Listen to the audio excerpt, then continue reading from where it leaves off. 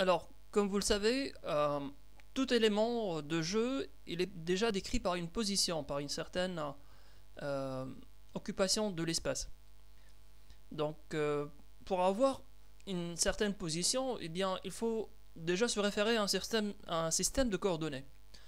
Eh bien, le premier système qu'on peut indiquer, c'est le système de coordonnées cartésien. Ce système-là, on va avoir deux axes, disons, si on va travailler en 2D. Disons, ça c'est l'axe des X, et là c'est l'axe des Y. Et par rapport à une origine O, on va avoir pour tout point P dans l'espace, on va avoir un double composante X et petit x petit y, où là c'est l'abscisse, et Y c'est l'ordonnée. Ordonnée. Alors là c'est ce qui est utilisé couramment. Mais il y a aussi un système de coordonnées qu'on peut appeler celui de la fenêtre. Alors le système fenêtre, c'est ce qui est affiché sur l'écran de l'ordinateur et on commence à compter ici, à partir du coin supérieur de l'écran. Donc dans le système de coordonnées fenêtre, bien on a des lignes et on commence à compter en haut plutôt. C'est ce qui est utilisé surtout dans le traitement des images. On va généralement considérer des lignes. Donc là, on a tout un ensemble de lignes. Et ensuite, on va se dire que ça, c'est notre limite. Disons là, c'est notre limite. Et voilà. Et on va se dire que ça, c'est le max. Et on va avoir tout un tas de lignes ici. On peut considérer ça, disons, je vais considérer ça comme étant l'axe des X. Mais ça peut changer. Donc là, on a le 0. Et là, on a l'axe Y où on a des colonnes. Donc on va avoir tout un ensemble de colonnes. Et on va poursuivre petit à petit jusqu'à voir la dernière colonne ici. Donc là, généralement, on va avoir, disons, là, c'est l'auteur, pour dire height. Et la largeur, en anglais, c'est width. Donc ça, c'est width, référé par W. Et là, c'est h pour dire height. Voilà.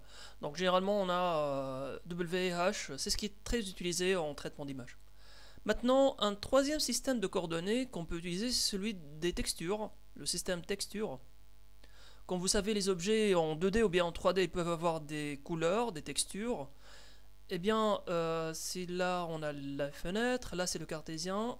Pour les textures, je vais le représenter ici. Pour les textures, eh bien, on revient en bas. Et généralement, ce qui est intéressant, c'est qu'on se limite à 1. Donc on a entre 0 et 1, que ce soit pour la largeur ou bien pour l'auteur. Et donc c'est un système qui est normalisé entre 0 et 1. Et bien pourquoi? Parce que tout simplement les textures elles peuvent être étalées sur toute forme, peu importe la largeur ou bien l'auteur de cette forme là, et du moment où on a des coordonnées qui sont normalisées, on compte entre 0 et 1. Donc là, peu importe le nombre d'échelles, on peut avoir là 0,5, là on peut avoir 0,000 quelque chose. Donc peu importe le nombre d'éléments, donc ça peut toujours s'étaler sur tout objet. Donc là on peut avoir n'importe quelle texture qui est placée ici. Euh, bon, quelque chose qui est intéressant dans le système fenêtre, j'y reviens, c'est qu'on peut généralement commencer à compter 0, et là on s'arrête à width minus 1, à W-1. Comme vous savez, on peut compter, disons, si je vais commencer à compter de 1 à 100, c'est équivalent, je vais avoir 100 pas, c'est équivalent à compter de 0 à 99. On va avoir le même nombre de pas. Donc là, généralement, on commence à compter à partir de 0. Voilà.